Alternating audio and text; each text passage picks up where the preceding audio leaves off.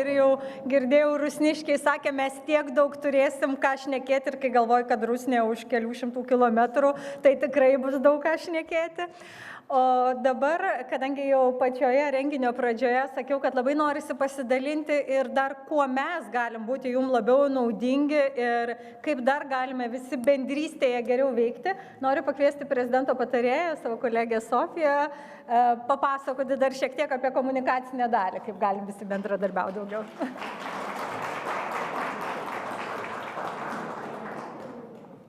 Ačiū, Agila. Sveiki visi, labai malonu čia jūsų tiek daug matyti, su kai kuriais jau esame susitikę ir pas jūs, ir regionuose, ir ankstesniuose renginiuose, tai labai smagu. Ir šiandien prezidentas jau džiaugiasi šitą didelę, nuostabę, draugę veikiančią ir kuriančią Lietuvos galios bendruomenę. Ir kaip jis ir pavadino, mes tokia ta Lietuvos galia tapo tokia kaip komunikacinė platforma, kaip šiandien prezidentas sakė. Tai iš tikrųjų labai ir norim tokie būti, kiek įmanoma daugiau ir turbūt pastebit socialiniuose tinkluose dažnai dalinamės ir jūsų visų istorijomis ir įvykusiais renginiais, kur mes nuvažiuojam, kur jūs kažką kuria darot, tai iš tikrųjų kviečiam visada irgi žymėti, jeigu kažką darot, kažkokį fainą renginį turit, kažkokį tiesiog, kad ir paprastą susitikimą, bet kažkokį, kur kažkam kažką padedat, kažką nori tiesiog skleisti tą žinią, tai mes visada esam pasiruošę tą žinią padėti labiau skleisti ir tiesiog kviečiam žymėti mus. Tiek Facebook'e, tiek Instagram'e. Jeigu kažkas dar nesekat, tai iš tikrųjų kviečiu pasiekti štai Lietuvos galios ir Facebook'as, ir Instagram'as. Ir mes tikrai visada mielai pasidalinsim dar daugiau apie tas iniciatyvas ir apie tos renginius ir taip toliau. Taip pat turbūt daugelis matėt, girdėjot, klausėtės, o gal jau ir buvot mūsų tinklalaidės pašnekovais. Tai vasaros pradžioje startavom su tinklalaidę, kurią vedam jūsų visų pažįstamą Lietuvos galios projekto vadovę Austę. Ir jinai kalbasi su bendruomenėmis apie iniciatyvas, apie projektus. Tai taip pat visi gaunate ir Lietuvos galios naujienlaiškį, kur dalinamės įvairiomis jūsų naujienomis, skleidžiam žinią apie organizuojamus projektus ir renginius ir labai džiaugiamės, kad jau turim ne vieną gerąjį pavyzdį, kai bendruomenės atranda viena kitą ir ima drauge kurti kažką gražaus. Artėja ir kasmetiniai Lietuvos galios apdovanojimai ir žinau, kad aktyviai balsavote visą mėnesį, tai su dalimis susitiksime renginio metu ir sveikinsim vieni kitus kaip ir kasmet. Ir kaip ir jau minėjau, mes, prezidento komanda, iš tikrųjų esame visada atviri bendradarbiauti, bendrauti, ieškoti naujų galimybių. Tai jeigu turite kažkokią istoriją, kurią labai norėtumėt pasidalinti, mielai rašykit Austei. Mes galbūt pakviesim jūs pasikalbėti tinklalaidę, pasidalinsim renginių naujienlaiškyje, įdėsime žinutę į socialinius tinklus, į Lietuvos galios internetinį puslapį, išsiųsim žinią apie jūsų iniciatyvą mūsų informaciniam partneriui LRT. Taip pat prezidentas pirmoji ponia ir prezidentūros kanclerė Agila reguliariai lanko Lietuvos galios iniciatyvas ir esant galimybei pakviesti dalyvauja įvairiose Lietuvos galios bendruomenių renginiuose, akcijose, veiklose. Tai iš esmės mano viena ir pati svarbiausia žinia yra dalinkitės tuo, kuo gyvenate ir tuo, ką kuriate. Ir apie tuos gerus darbus tikrai reikia kalbėti garsiai ir rašykite mums per socialinius tinklus, žymėkite storiuose, žymėkite paustuose. Mes visą tai tikrai pabandysim dar labiau išviešinti, dar plačiau išviešinti ir siųskite tas geras naujienas, o mes jomis dalinsimės. Tai skleiskim tą gėrį kartu ir labai visiems ačiū, linkiu labai gražaus likusio renginio ir nuostabaus saulėto trečiadienio. Ačiū.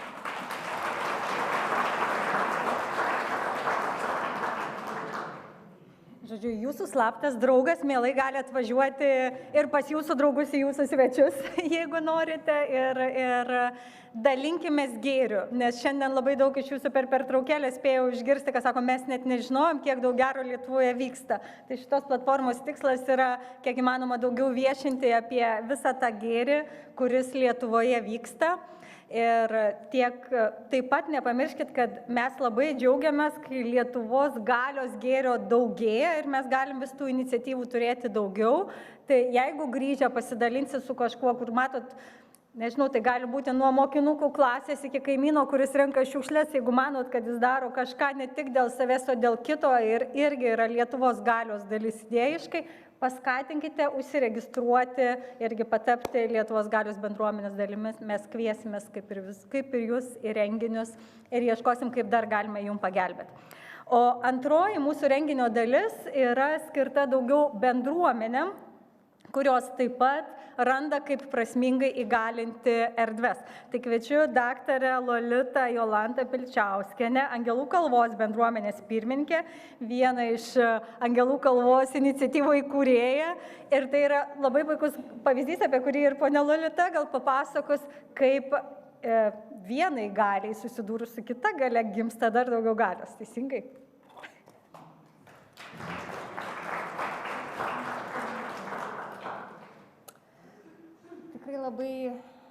Tikrai labai gera būti čia ir pasidalinti iš tikrųjų tų mažų žingsnelių menu.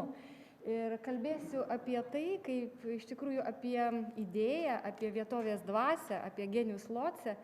Ir dažnai savo pranešime kartosiu ne vien tik tai bendruomenės vardą, bet ir aukštybių galę, Dievo vardą, nes susijęs šitas projektas su dvasingumu. Taigi pabandysiu per tas 20 minučių papasakoti tą istoriją, o kaipgi viskas atsitiko ir kaip atsirado netoli Trakų Angelų kalva. Taigi nuo praeities, nuo 2008 metų iki šių dienų.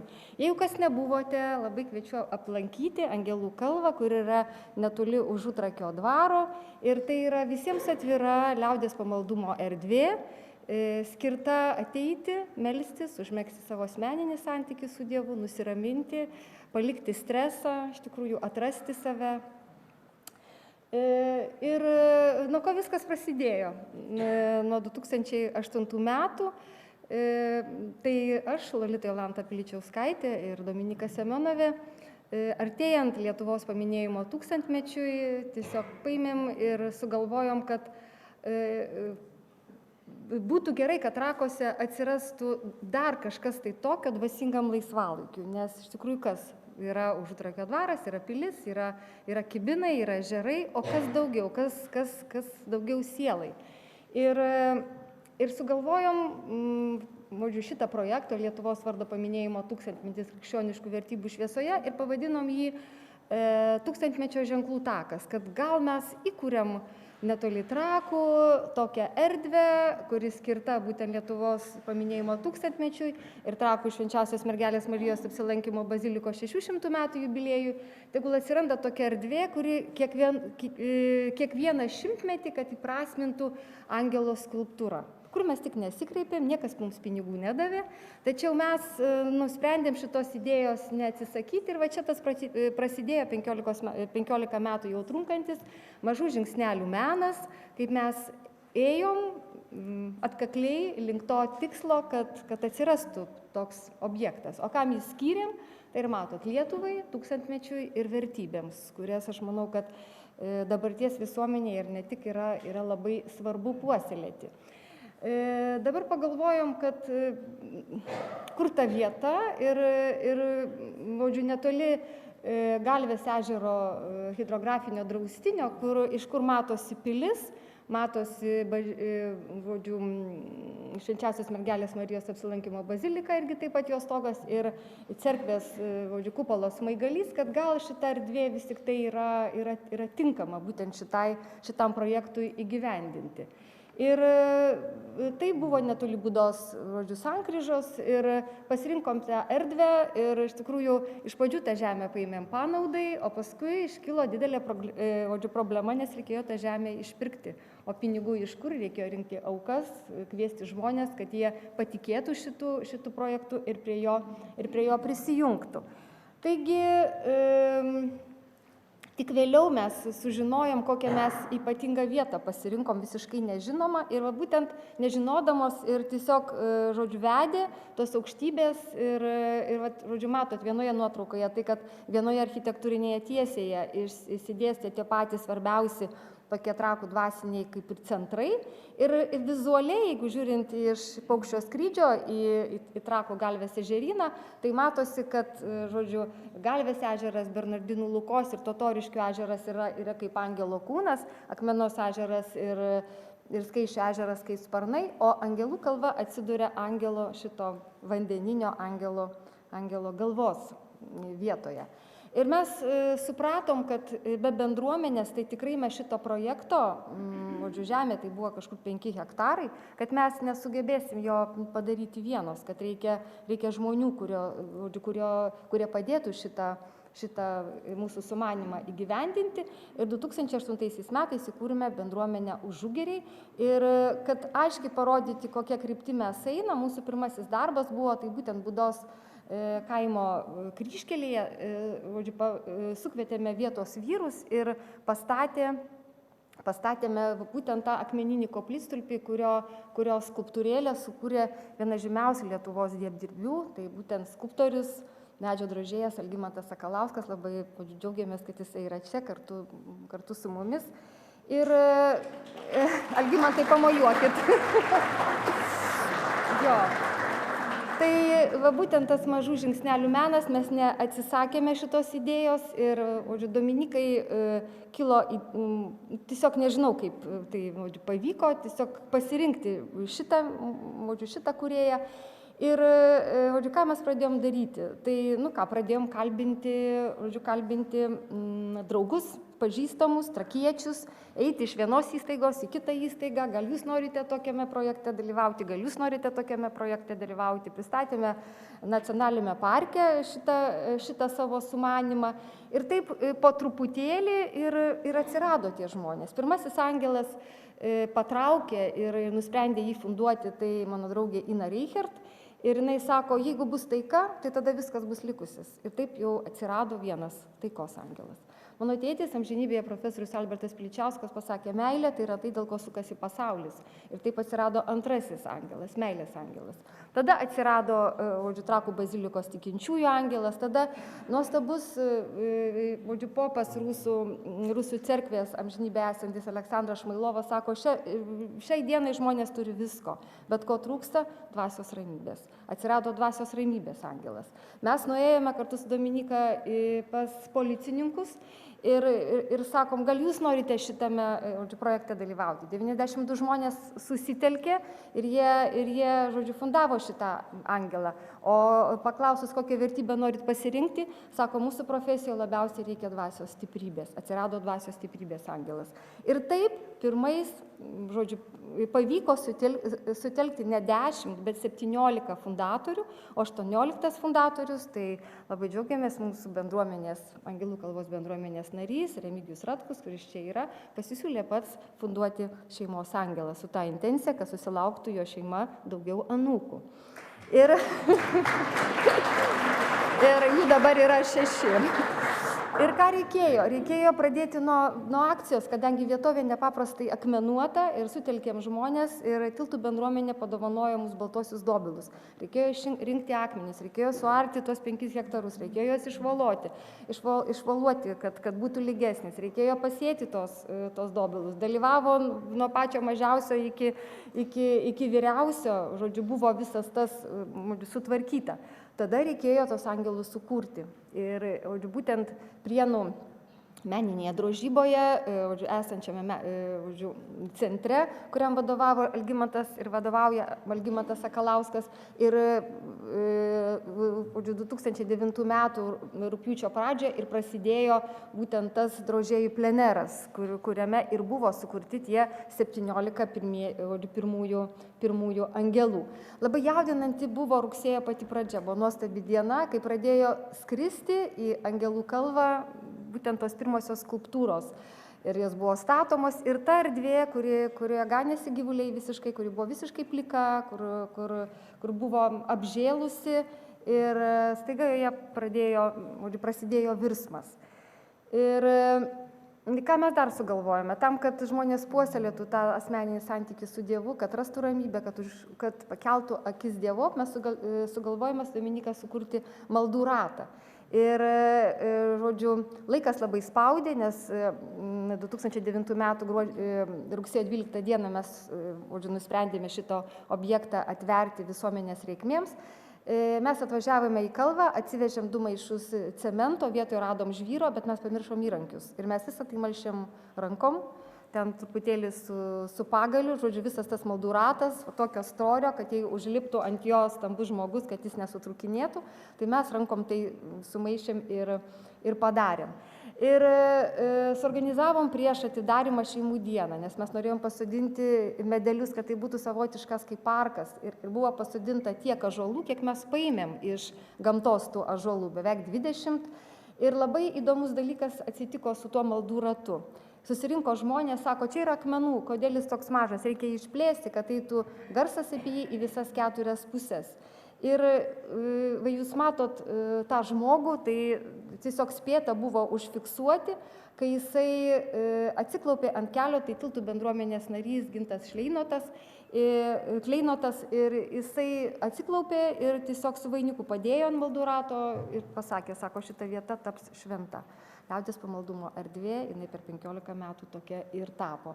Buvo labai smagi šeimų diena, buvo daug jaudulio, buvo daug svajonių išsakytų, buvo aitvarai, buvo pasodinti medeliai ir iš tikrųjų daug tokių labai aukštybių ženklų buvo siųsta būtent atidarimo dieną, kai mes galvojom, kad gal ateis ateityje jaunieji, stos ant to maldų rato ir labai nelauktai tikrai atvyko jaunieji, tikrai atsistojo ant to maldų rato ir kai žmonės sustojo ratu, tai iš tikrųjų viršum aukštybės pasidarė žydros, nors va, kaip iš nuotraukų matos, buvo gana apniukę. Atvažiavo kolektyvai, koncertavo, buvo Kalva pašventinta, buvo daug iš tikrųjų žmonių, po to buvo fundatorių pagerbimo vakaras, kur tiek fundatoriai, tiek meistrai kūrė šitas skulptūras, kurie buvo pagerbti.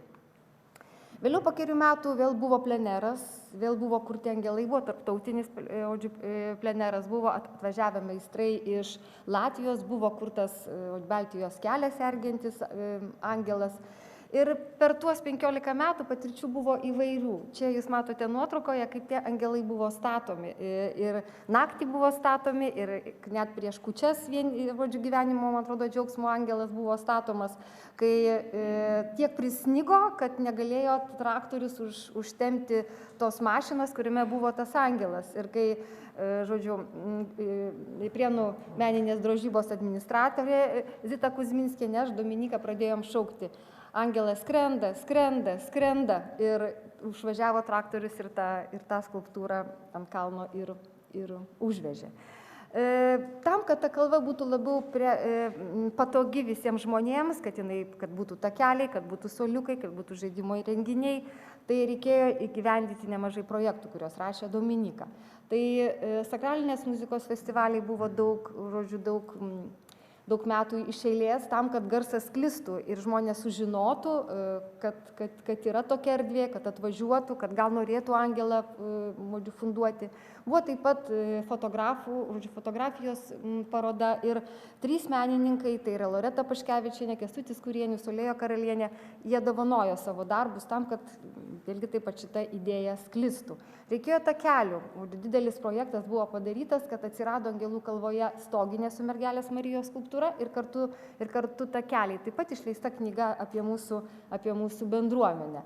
Ir atsirado dar irgi taip pat buvo rašytas projektas, kur, kad žmonės pradėjo tas devocionalijas, kaip ir Kryžių kalne, dėlioti aplink angelų skulptūras. Ir taip, kad jos geriau išsisaugotų, tai buvo, irgi taip pat parašytas projektas ir Ričardas Grekavičius sukūrė tokius kaip gyvybės medelius, ant kurių būtų galima tas devocionalijas kabinti. Jau šiais metais jau baigsis įgyvendintas projektas stambus, kurio metu buvo atnaujinti būtent, beveik visos skulptūros atnaujintos, pastatyti lauko muzikos instrumentai, taip pat pastatytos kameros, vaizdo kameros, kad Angelų kalvos gatvė būtų saugesnė, kad būtų taip pat irgi saugus buvimas Angelų kalvoje ir labai noriu tikrai padėkoti Jurgitai Navickienei iš Prienų, kuri padėjo šitą projektą iš tikrųjų, žodžiu, realizuoti, nes su europiniais, su tokiais stambiais projektais, tai iš tikrųjų mano kompetencijos nebuvo tokios didelės, kad galėčiau su jais dirbti.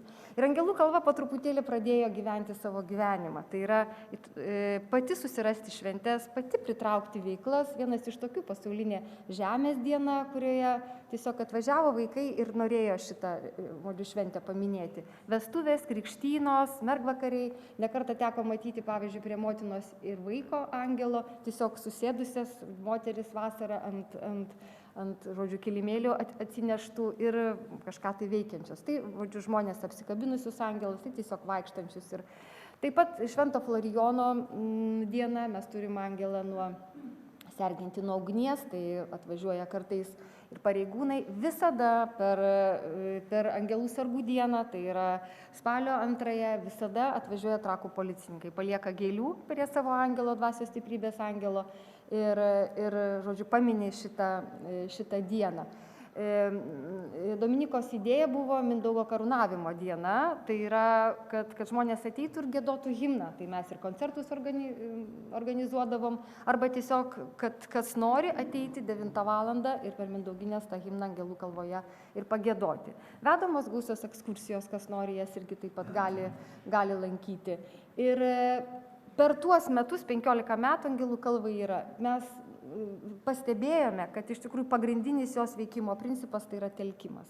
Susitelkti bendruomenėms, susitelkti kažkokie, žodžiu, profesijos atstovams, susitelkti šeimoms, susitelkti giminėm. Ir čia yra, tų pavyzdžių yra labai daug, bet mane ir laikas riboja, ir tai va čia yra, žodžiu, tos gal tokios pačios ryškiausios, aišku, yra ir kitų pavyzdžių, kaip susitelkė vėlgi taip pat, žodžiu, žmonės. Pirmasis angelas yra Ričardo Grekavičiaus labai gražus, metalinis, baltas, perregimas, ažūrinis, tai yra bibliotekininkų angelas. Ir mūsų Trakų bibliotekos direktorė Danguolė Banevičienė sako, gerai, šitą darbą padarysiu. Ir jinai sutelkė visos Lietuvos bibliotekininkus ir atsirado bibliotekininkus ir bibliotekas sergiantis angelas. Antrasis angelas tai yra tiesiog nuostabus projektas, tai yra asociacija Gyvastis ir Aušra Degutytė, labai džiaugiuosi, kad čia yra Aušra, jūs esate tikrai ir jūsų angelas yra nuostabus ir yra sutelkti irgi donorai. Ir angelo pristatymas visuomeniai buvo nepaprastai jautrus ir jautrus angelas dar ir todėl, kad ant jo metalinių sparnų yra 82 kalbom užrašytas žodis ačiū. Tai čia Algimanto Sakalausko yra projektas. Trečiasis angelas yra maltiečių. 250 maltiečių susivienijo, atsirado maltiečių angelas. Toliau yra buvusių ir esamų STT darbuotojų angelas, ir tai yra arkangelas Mykolas, beveik 7 metrų aukščio, Ričardo Grekavičiaus metalinė dalis, tai yra metalinis toksai kardas. Tai vėlgi taip pat, žodžiu, buvo tokia juokinga detalė, kai jau šventino šitą angelą ir bažnyčioje vyko mišios, tai mūsų klebonas Jonas Varaneckas pasakė, mano brangieji, aš jums labai siūlau, labai linkiu su STT mergaitėm ir berniukais bendrauti tik bažnyčioje. Tai vad buvo toks momentas. Tada kitas angelas gal sutelkęs daugiausia žmonių iš viso pasaulio, tai yra pasaulio lietuvių bendruomenė sergintis angelas. 55 angelas sutelkė 55 bendruomenės iš viso pasaulio. Ir Dalia Henkė, jūs matot nuotraukoje, jinai sako kalbą.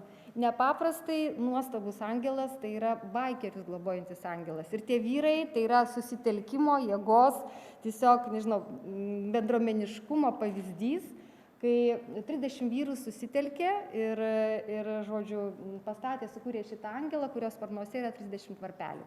Angelų kalvoje visada yra vėjuota ir tie varpeliai visą laiką skamčioja, kiekvieno varpelio yra užrašyta fundatoriaus vardas ir pavardė.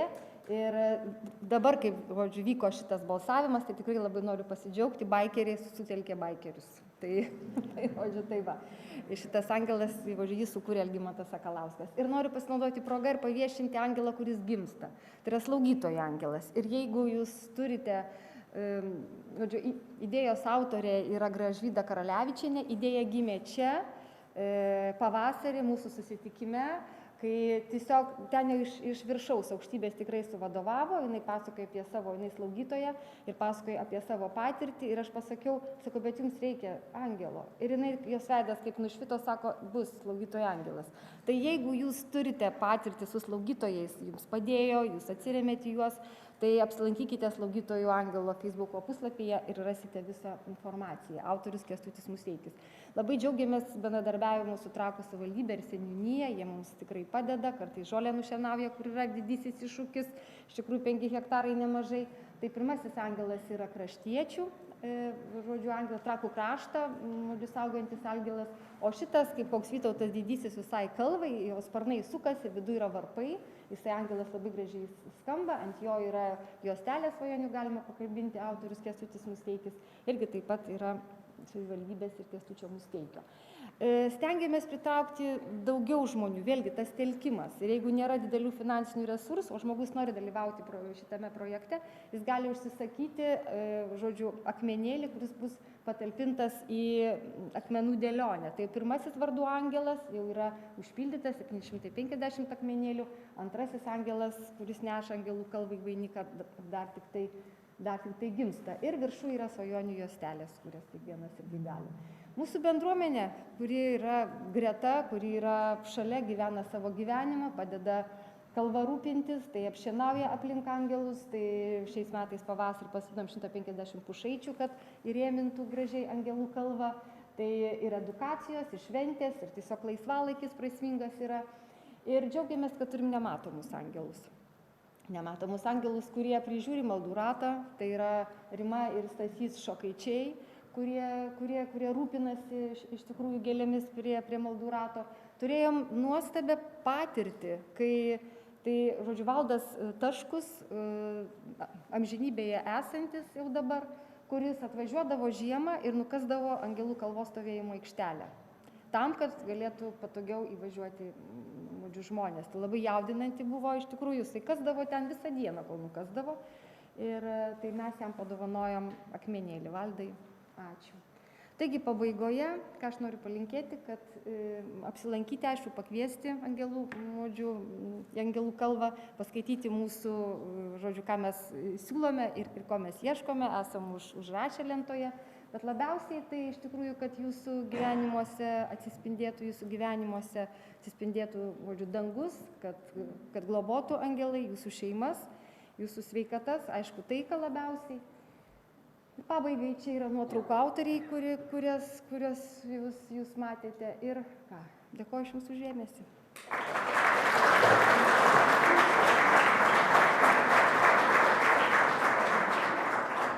Labai ačiū, Lolitai. Gal turite klausimų? Vieną klausimą. Tai, sakykite, labai įdomi idėja, mes dažnai važiuojam pro tas kalvas, bet angelų kalva, kažkaip ir nekilo noras užsukti, dabar tikrai užsuksim. Bet, sakykite, visgi, kas šovė į galvą, kad reikia tokios vietovės ir koks buvo pirmo angelo vardas ir kiek galvojat, kiek dar bus tų angelų ten? Pirmo angelo vardas buvo Taika, sergiantis Taika. Šiuo metu yra 57 angelai. Manau, kad mes eisim ir toliau, angelų kalva plečiasi. Kaip tai ta idėja, aš manau, kad tai yra tiesiog aukštybių vedimas. Mes esam rankos. Ir viskas. Taip, kad tiesiog kiekvienas mes iš jūsų turim misiją. Mes jau čia matėm tų misijų tikrai daug. Ir mes tiesiog nesirenkam, o tikriausiai mus pasirinko. Ir turim būti dėkingi už tai, kad mus pasirinko. Nes tas mažų žingsnelių menas ir tos misijos vystymas, žodžiu, tai manau, kad tiesiog, nuo to Lietuva yra gražesnė, yra šviesesnė. Ir manau, kad, link klestėjimo.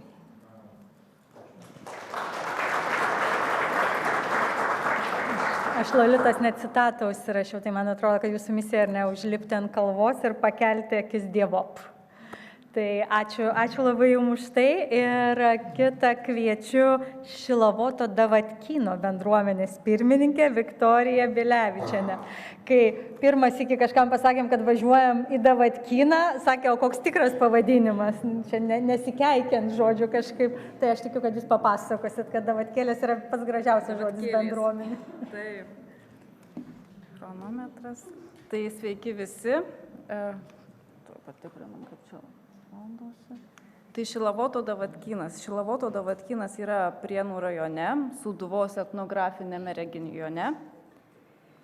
Ir jis taip ir vadinasi Šilavoto Davatkynas, bet apie visą istoriją ir iki ko mes tapome, iki tokios stiprios, glaudžios bendruomenės, Šilavoto bendruomenės, Šilavoto Davatkyno bendruomenės, pakalbėsiu truputį iš toliau, kadangi istorija tai yra į ką mes atsiremėme.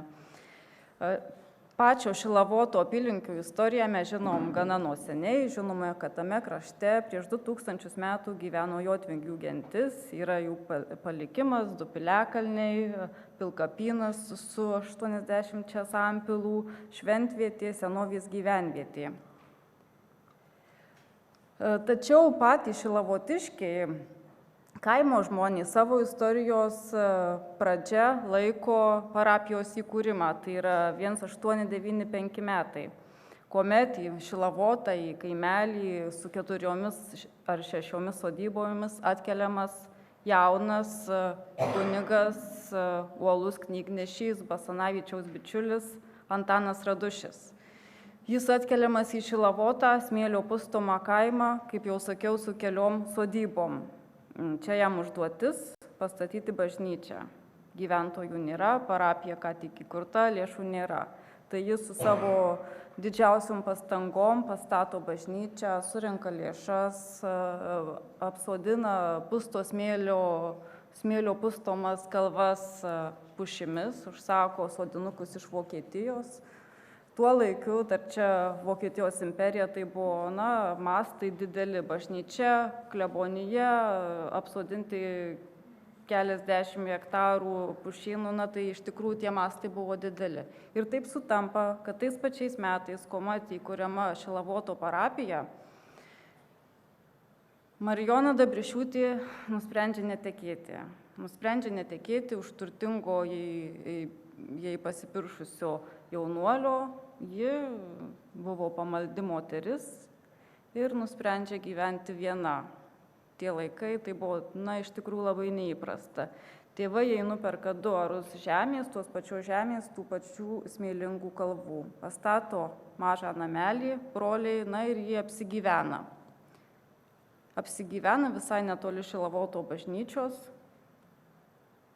Ir laikui bėgant, dabar jau šiek tiek jau į šiuos laikus norėčiau jūs nukelti, tai iki 2000 metų Šilavoto Davatkyne gyvena 14 moterų ir tos moterys, kaip čia Davatkynas, tai Šilavote nėra tokio žodžio kaip Davatka. Tas mums šilavotiškiam visiems svarbu, kad Davatka, tai tiesiog toks paniekinantis žodis. Šilavote Davatkėlės buvo. Tai tas yra svarbu ir Davatkynas, jis nebuvo vadinamas menkinančiai. Tiesiog tokia vieta, kur gyveno pamaldžios moterys, jų pagrindinė veikla buvo religinis švietimas ir įvairių okupacijų laikotarpį. Tai religinis švietimas buvo ta jėga, kuri telkė, kuri vienijo žmonės, kur stiprino įvairiais sunkiais laikotarpiais. Jos netgi slėpė partizanus, nuo trėmimų žmonės slėpė. Tai iš tikrųjų ta bendruomeniška jų veikla buvo labai nukreipta į pačius gyventojus, į pačius parapijiečius.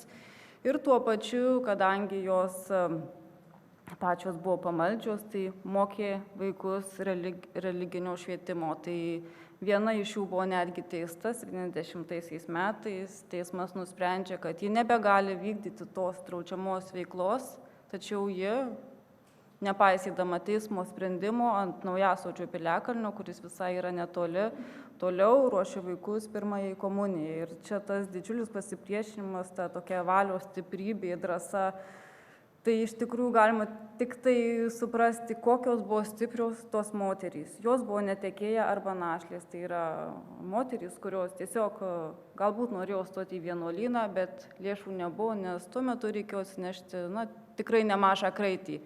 Bet jos visapusiškai buvo išsilavinusios. Aš nesakau, kad jos baigė tam tikrus mokslus. Tiesiog jos šviesios moterys. Tai šiuo metu, kaip ir skaidrės vadinasi, Šilavoto Davatkynas kolektyvinės atminties vieta.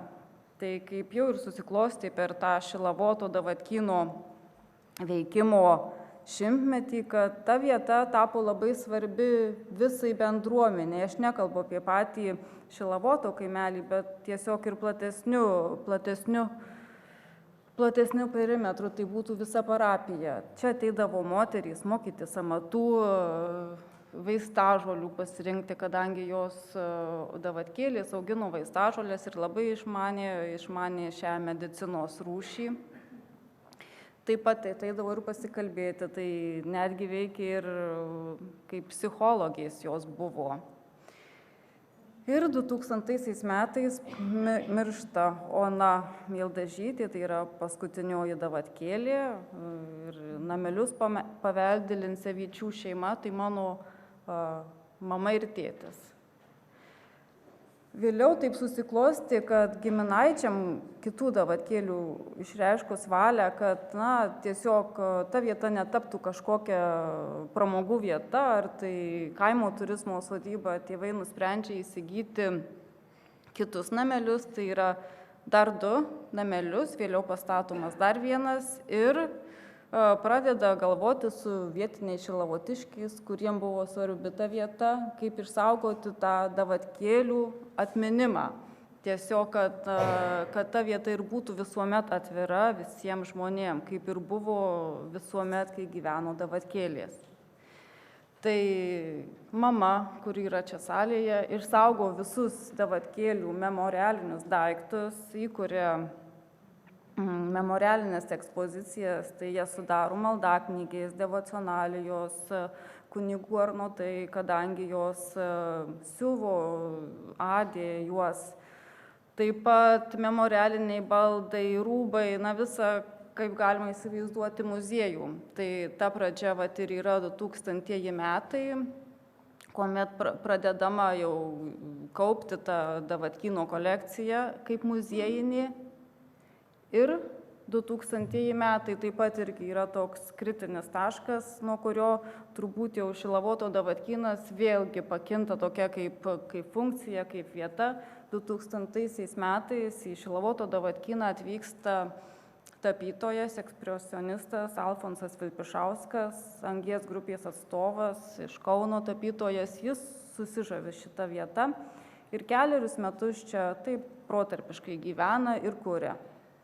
Vėliau, kadangi jis ten gyvena, ateina pas jį Šilavotiškiai, bendrauja, visa Šilavoto bendruomenė tiesiog domisi, kaip čia sekasi menininkui, nes kažkas naujo kaime ekspresionistinė tapyba.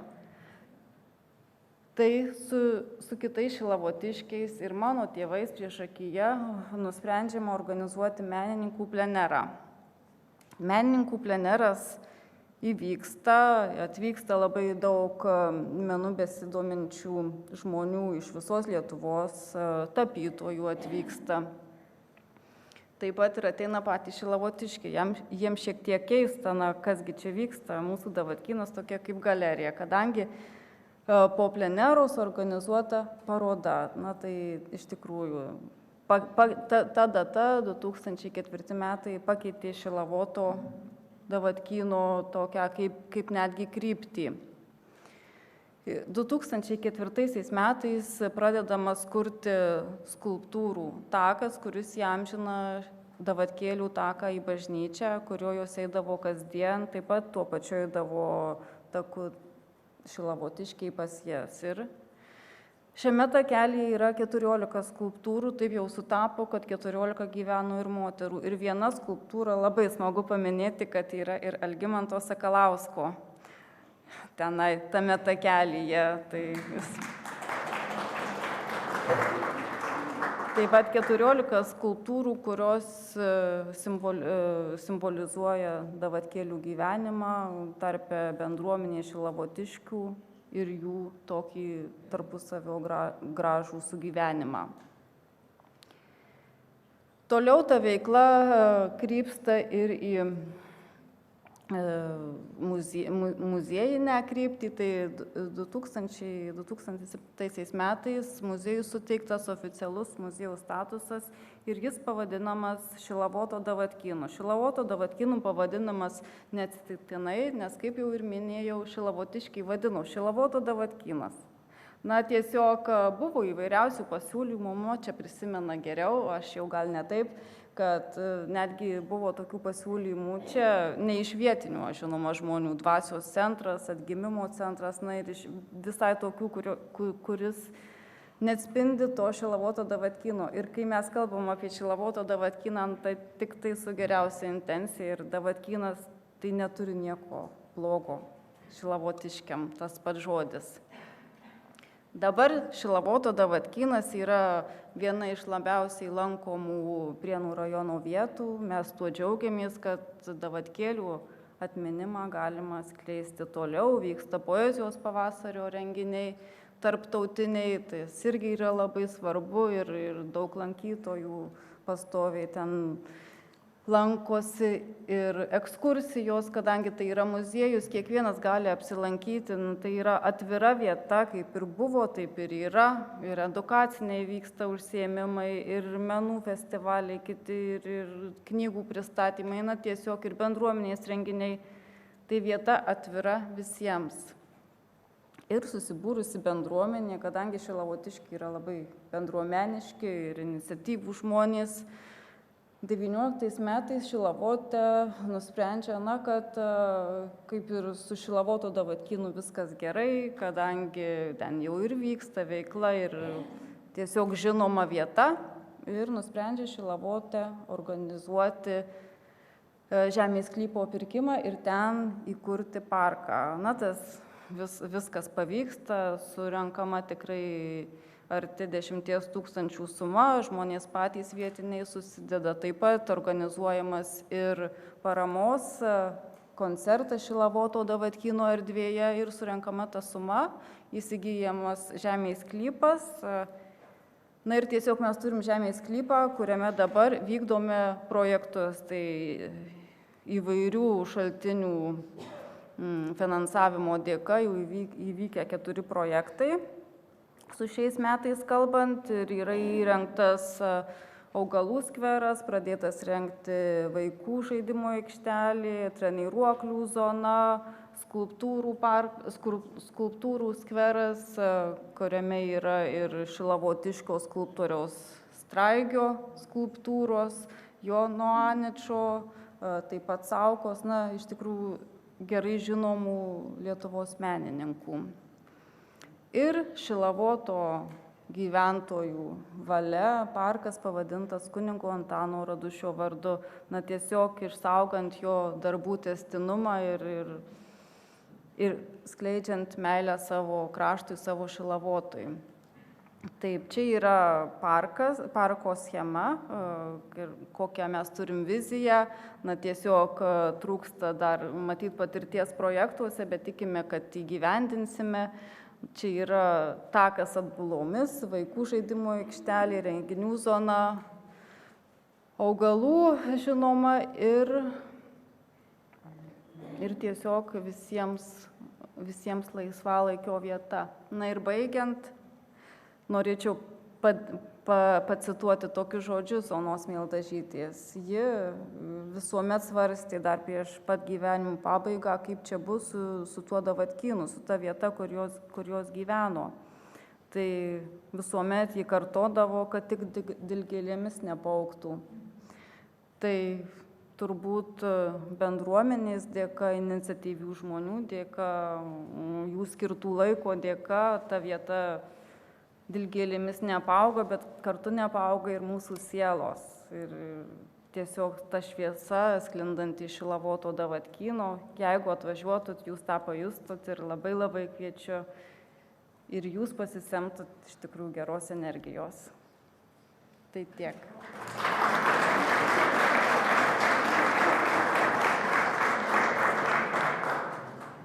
Ačiū labai, Viktorija. Gal turite klausimų? Dabar klausimų ne. Kaip jau minėjau, Davatkėlė geriausia. Kaip jau minėjau, Šilavote nėra davatkėlių, nėra davatkų. Aš, kaip ir mano mama, manau, jau stojo, gal kažką noriu pasakyti. 4 davatkėlės buvo mums giminaitės, tai nežinau, aš turbūt nesu, aš esu susituokus, tai negalėčiau būti. Nebent jei našlės, tai... Prašau? Atradote pašaukimą? Na, tiesiog, kaip ir sakiau, paveldėjome, tai jautėme tą pareigą, kad giminės tą istoriją išsaugoti ir išsaugoti, tiesiog tą visą davatkiną. Na, tai kaip ne pašaukimas, bet tiesiog gal pareiga. Mamai. Labadiena visiems. Čia dėl to pašaukimų, dėl pajautimų. Tai žinokit, viskas iš viršaus. Tau tik reikia eiti tuo keliu, kuriuo veda. O šiaip turime mes čia tokių bukletukų, kas jeigu norite, tai galit paimti. Čia kažkaip persiųsiu. Tai kol dalinasi bukletukais, pakeliui mes pasidalinsim savo jausmu. Tai pirma, kuo šita bendruomenė labai stipriai išsiskiria, kad pas jūs labai daug bendruomenės narių, kurie net fiziškai ten negyvena, bet tiesiog ta visa Šilavoto dvasia ir ne pas jūs labai stipriai viduj. Klaipėdoj, Vilniuj, Kaune, kitur gyvenantys žmonės, kurie renkasi ir saugo savo vietovės palikimą. Ir mes nuvykę girdėjome nuo jotvingių istorijų, šaltinių, piliakalnių išsaugojimo. Ir visuomet, kai susiduriam su bendruomenė, matom, kad dalykai veikia, kai tai kyla iš širdies, iš praeities, iš šaknų, tai veikia labiausiai ir kai tu darai tai, kuo labiausiai tiki. O kai važiavom ir apie parką kalbant, kurį patys kūrėte ir kur gydytoja, gyvenanti Vilniuje, kūrė visą vaikščiojimą ar ne aplinkui. Bet mums net pakeliui važiuojant į Šilavotą, sako, žiūrėkit, čia Radušio pušis dar ant kalno auga, ar ne? Ten visa bendruomenė saugo, atrodo, kiekvieną palikimą, kuris siekia jau daugiau negu 100 metų. Ir visiems labai linkiu užsukti į Šilavoto davatkyną, nes tie namučiai, aš nesu buvus mažesniuose namuose negu davatkėlių namai, jie ko gero po kokį 10 kvadratų, aš ko gero apie tokį dydį. Ir kaip pasako kiekvieno namučio istoriją, kaip jame gyveno po keletą žmonių, kažkas kažką saugodavo, našlaičius augindavo, sergančius globodavo. Ir jeigu jūs ieškote ramybės ir nerandate jos kažkur kitur, čia mes jau girdėjom ir apie Angelų kalvą ir kitas erdves, tai dar viena erdvė, kur galima apsilankyti, ieškant ir meno, ir ramybės, yra Šilavoto davatkynas.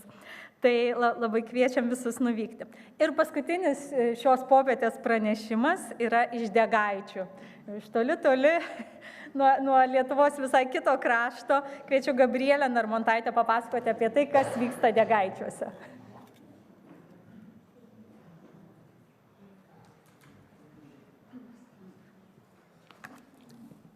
Tai labą dieną visiems. Man didelė garbė čia stovėti ir jums papasakoti mūsų istoriją.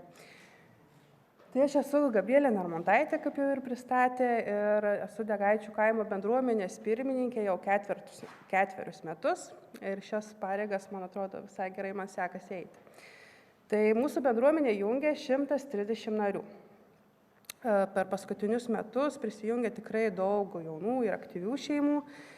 Ir mes organizuojame įvairius renginius, tvarkome viešasis erdves ir mūsų renginiai yra tokie kaip lapų grėbimų čempionatas, nes turime labai gražų parką, kuris yra kerintis visame rajone.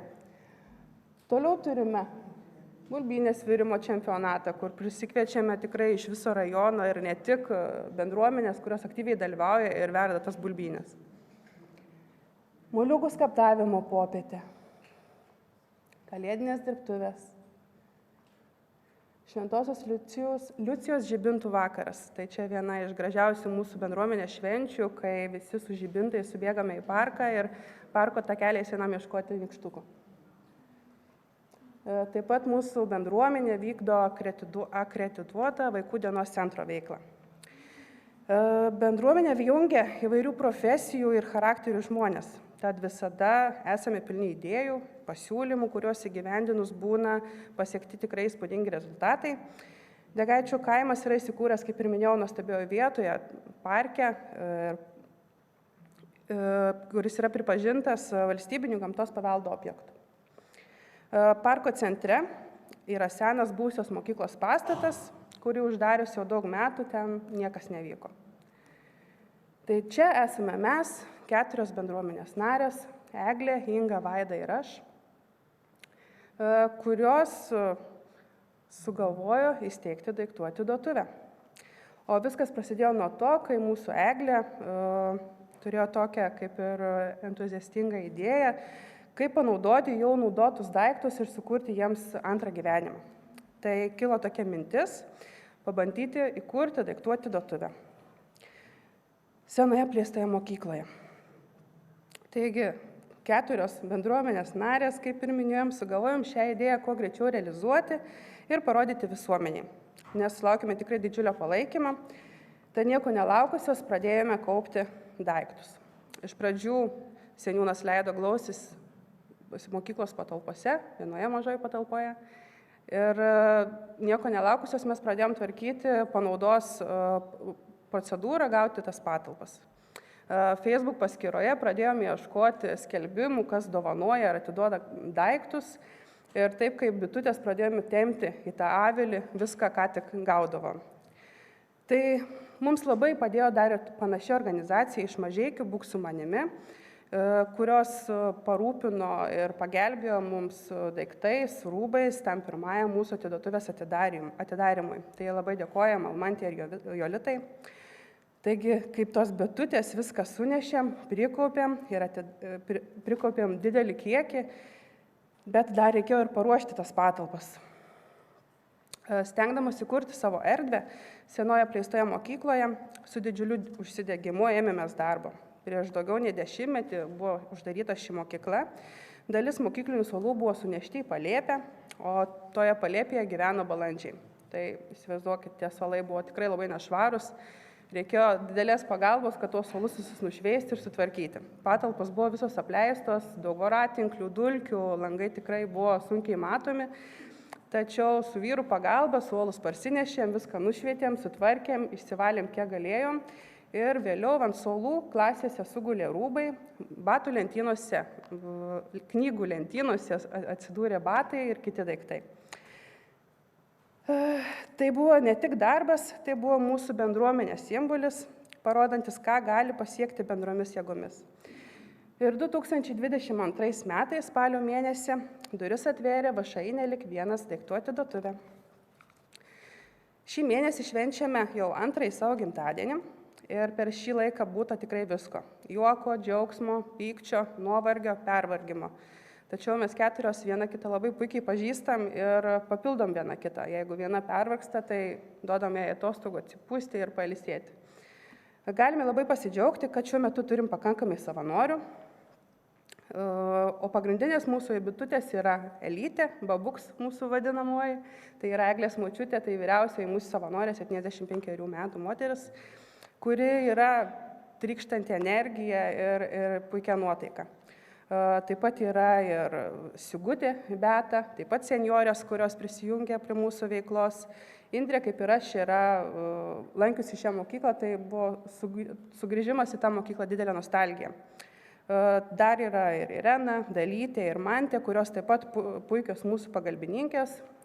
Laima neseniai prisijungusi mūsų savanorė, kuri dirba seniūnijoje ir prižiūri parką, bet suspėja ateiti po darbo pas mūsų atiduotuvę ir pavaišina mus savo kepiniais. Turime dabar labai daug didelį būrį vaikų, kurie tikrai su dideliu noru ateina pas mūsų atiduotuvę padėti. Tai autobusiuką iškrauti, tai patvarkyti patalpas, žaislus parikiuoti, bet ir patys savo pasirenka gražių daiktų. Na, o dabar truputį apie mūsų organizacijos darbą. Tai dalį daiktų ir rūbų mums suneša į patalpas, tačiau didžiąją dalį parsinešam iš rūbų surinkimo konteinerių. Jų turime Telšių mieste netgi 4, bet mums kaip ir tokiai mažai organizacijai visai užtenka. Konteinerius kraustome kas 2 savaitės, tai realiai kas tas 2 savaitės parsivežame pilną autobusą daiktų, bet kartais ir į autobusą ir jie netelpa. Tai tada viską susinešam laiptais į 2 aukštą. Salėje prasideda rūšiavimas. Kiekvieną daiktą gerai apžiūrime, patikriname, išnešiojame į klases.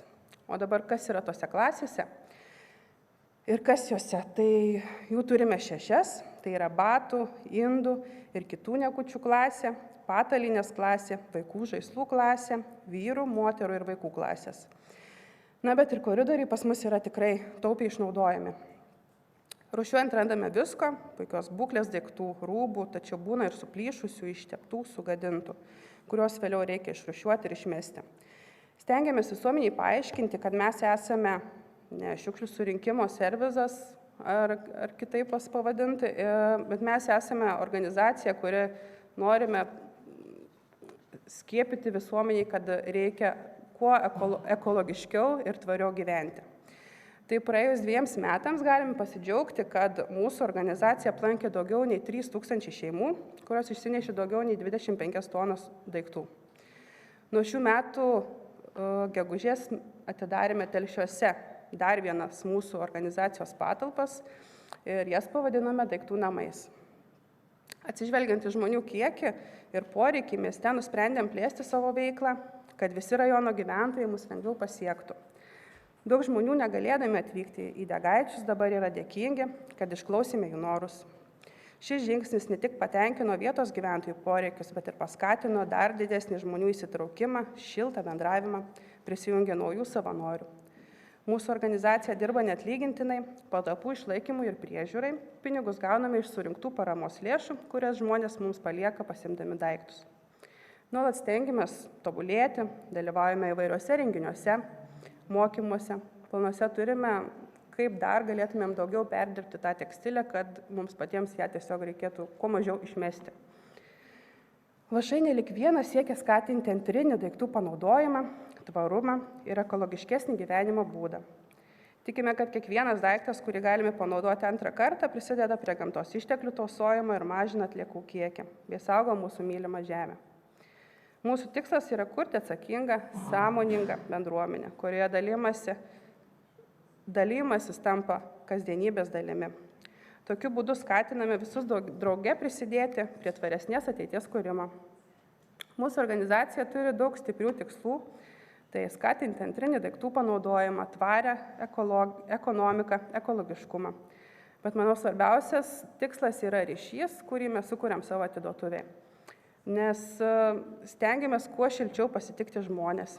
Vieni atneša, kiti pasiema, kiti nori tiesiog ateiti ir pabendrauti, ateina atsigerti arbatos ar tų pačių skanumynų pas mus paragauti. Tai bendruomenė jungia tam tikrą veiklą, labai stiprina tarpusavio ryšį. Tad labai svarbu atkreipti dėmesį į visus gyventojus ir visus norinčius prisijungti. Mums tai tapo nedarbo gyvenimo varikliu. Visų 4 vardu noriu pasakyti, kad džiaugiamės ir esame be galo laimingos, jog tapome pastebėti ir įvertinti Lietuvos galios bendruomenės. Tai ačiū.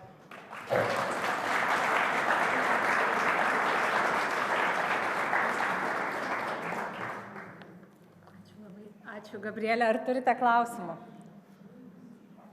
Nematau, klausimų nėra. Mūsų, ko gero, kiekvienas, kai važiuojam čia, kaip suprato, tai yra Žemaitija, gili Žemaitija. Tik tai keista, kad Gabrielė nei kiek ne žemaitiškai, ar ne? Ir kiekvienas, kai važiuoja į kaimišką bendruomenę, tu vis tiek turi tam tikrą stereotipinį paveikslą, ką tu toj bendruomenėje rasi. Ir kai staiga tokios 4 atominės merginos tave pasitinka nuostabaus grožio parke, ir šiaip sunku suprasti vietos grožį, tai tikrai, jeigu būsit kažkur šalia, apsilankykit, čia nuotraukoje matėsi. Tai pirminis tas antrinis panaudojimas, matau, tos apleistos mokyklos, kas pas jūs yra visiškai buvo nenaudojama ir apleista.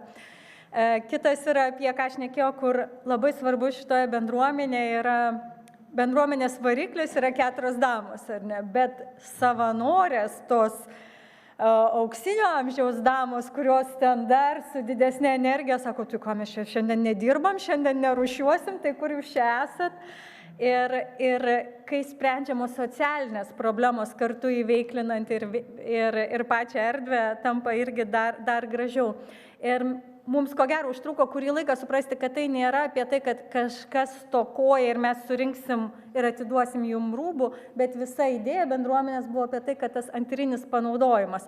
Tai jūsų indų ir kitų niekučių klasėje parsivežta vaza, iš ten gimusi vaza vis dar stovi mano namuose irgi ant palangės ir aš labai raginu kitus, jeigu turite savo bendruomenėse irgi erdvių ir bandyti skatinti tą kultūrą, antrinio daiktų panaudojimo kultūrą, nes kaip tik viena iš bendruomenių, iš kurių jūs perėmėte, kartu bendradarbiavote, ar ne, iš Mažeikių, iš jų irgi atsimename, su kolegėm važiavomės, kitas vazas parsivežėm, tai mes mielai irgi pas jūs apsilankysime, jeigu jūs turėsite tokį antrinių daiktų panaudojimą. O jeigu rimtai šnekant, tai šiandien mes, man atrodo, išgirdom nuostabių daugybę įkvepiančių istorijų. Ir visi kėlėm rankas atsakant į klausimą, kas tau iš to. Ir labai gražiai Aurimas pačioj pradžioj sakė, apie ką yra erdvė, ar ne, sakė apie draugystę ir apie meilę. Pas jūs visus jos labai daug, tai skatinam, kad visos erdvės ir tos, kurios aplink mus, ir tos, kurios yra čia, būtų pilnos draugystės ir meilės. O mes visada jūsų būsim slaptas ir neslaptas draugas čia. Jeigu kaip nors galėsim padėti, tai duokite mums žinoti, mes mielai pas jūs visada apsilankysime ir lygiai taip pat kaip su prezidentu ir pirmąją ponę, kai lankysimės jūsų regionuose, irgi duokit žinoti, kad visą laiką galėtume ateiti, uždėti ranką ant peties ir sakyti, jūs kietai varot. Tai ačiū labai.